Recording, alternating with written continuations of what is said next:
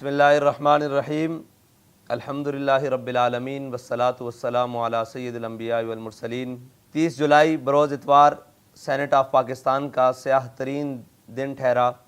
جس میں اسلام پاکستان مخالف بل پیش کیا گیا۔ مفتیان کرام، قانونی ماہرین اور معاشرہ کے تمام شعبوں سے تعلق رکھنے والے اہل ایمان نے اس نام نہاد پرتشدد انتہا پسندی بل کو اسلام کی اساس پر شدید حملہ قرار دیا۔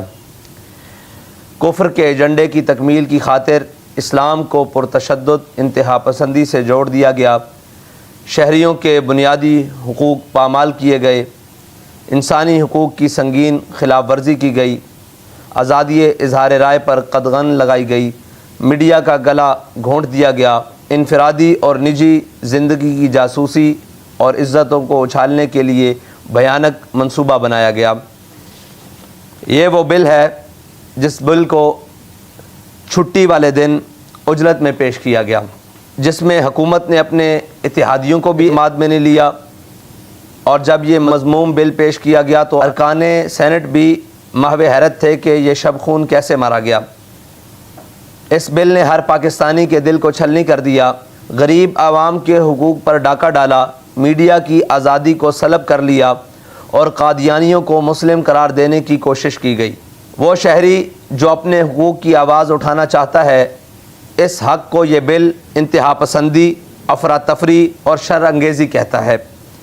جو شخص اپنے حقوق کی آواز بلند کرے یا کسی بھی معاملات میں حکومت کے خلاف بات کرے تو اس کی نجی زندگی کو تباہ کرنے کے لیے یا اس کی نجی زندگی کی جاسوسی کرنے کے لیے یہ بل ہر سرکاری ادارے اور ہر حکومت کو اجازت دیتا ہے۔ آئین پاکستان کے اندر لکھا ہوا ہے کہ پاکستان کے اندر کوئی قانون اسلام، قرآن و سنت کے منافی نہیں بنے گا۔ یہ بل اسلام کی ہر بات سے ٹکراتا ہے،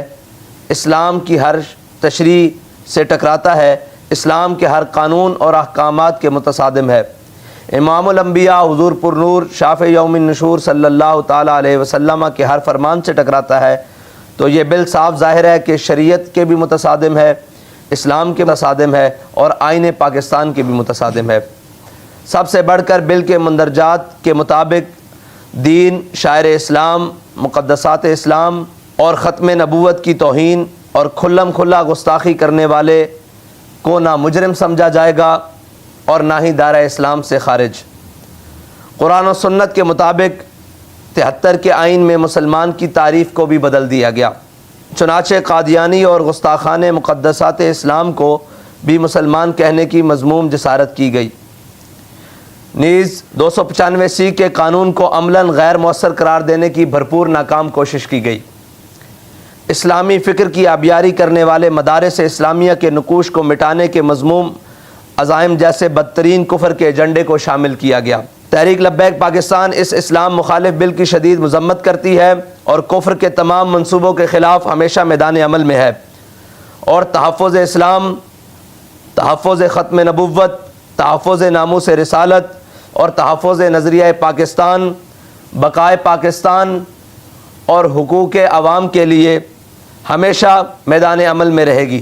تحریک لبیک پاکستان ہر اس کردار کو بے نقاب کرے گی جس نے یہ بل پیش کیا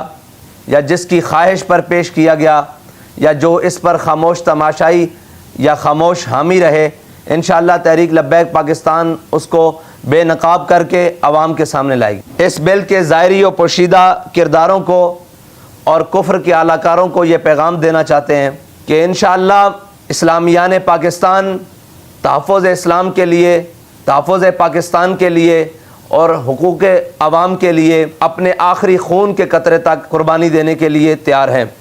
اور اگر کسی بھی غیر ملکی ایجنٹ کو اور کسی بھی غیر ملکی اشارے پر چلنے والے کو یہ غلط فہمی ہے کہ پاکستان کے اندر اسلام کی اساس کو مٹا دیا جائے گا یا پاکستان کے آئین کو ختم کر دیا جائے گا یا جس مقصد کے لیے پاکستان کو بنایا گیا یا جس مقصد کے لیے پاکستان لیا گیا اس کو ختم کر دیا جائے گا، یہ اس کی ایک خام خیالی ہے۔ انشاءاللہ جب تک پاکستان میں